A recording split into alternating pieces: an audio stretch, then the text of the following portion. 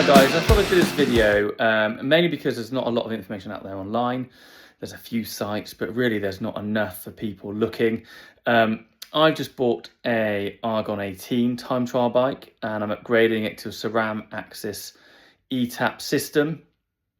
And I'm going to have to look at changing the bottom bracket, the crankset, the derailleurs, strip off all the cables, but ultimately it's going to make it much easier.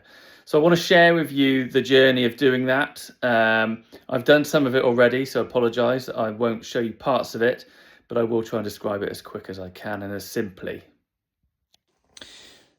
So here is my Argon 18 119 time trial bike. This came with a mix of Dura-Ace and Ultegra on, but mechanical gearing, which I'm not that keen on anymore. I've got SRAM Axis on an old TT bike. And so I wanted to bring this up to the kind of common day and just replace everything possible to make it a lovely looking bike. The frame is great. It's only 3 years old.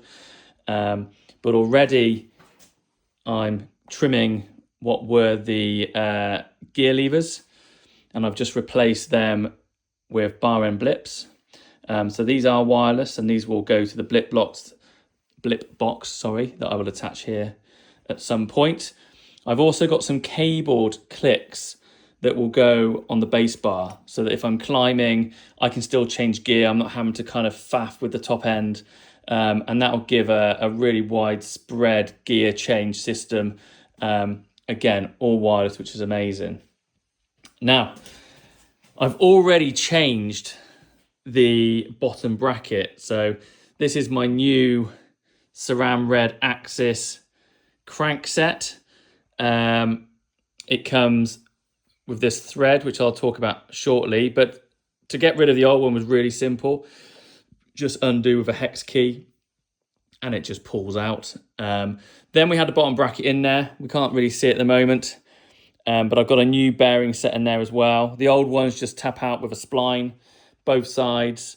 And I've got a push fit, I think 86.5 millimeter distance going through. And we just tap them back in with a bottom bracket kind of compressor.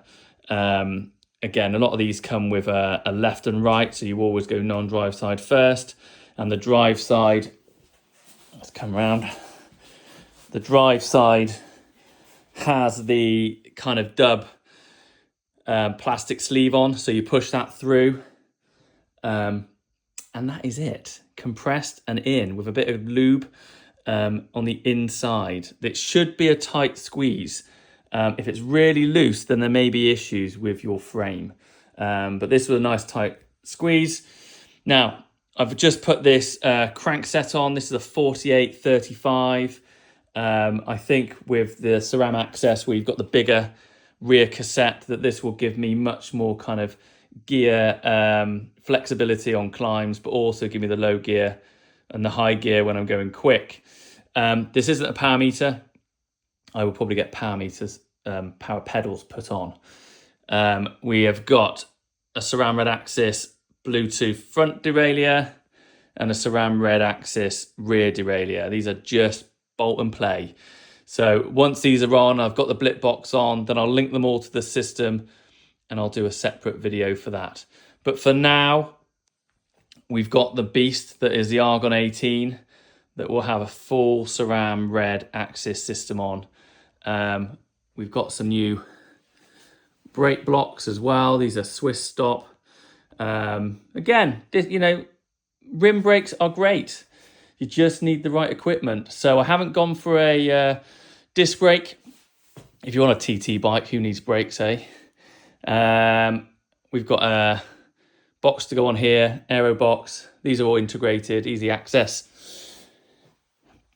Beta box, which eventually I'll get these.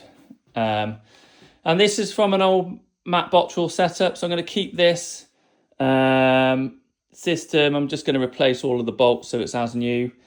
Get the clicks in, new bar tape, and we should be good to go. But I'll keep you posted for now. But again, bottom bracket wise, pretty simple. Just to go back a step or two, this was the bearing. It says there drive side, and I've got another one which is for the non-drive side. Now these were, feeling pretty good, but because the new Dub push fit comes with its own bearing, I knocked these out and I put brand new ones in. So we're starting from scratch all the way around. I'm not sure what this was meant to do, but this was floating around in the frame housing. Again, it should sit in there and do its thing, but it wasn't even attached to the bearings. So, not that it probably makes a big difference, but clearly not doing a great deal. So we've got new bearings, new housing, new Dub casing, which is bigger for a bigger crankset, which is meant to be more durable. But that is for the bin.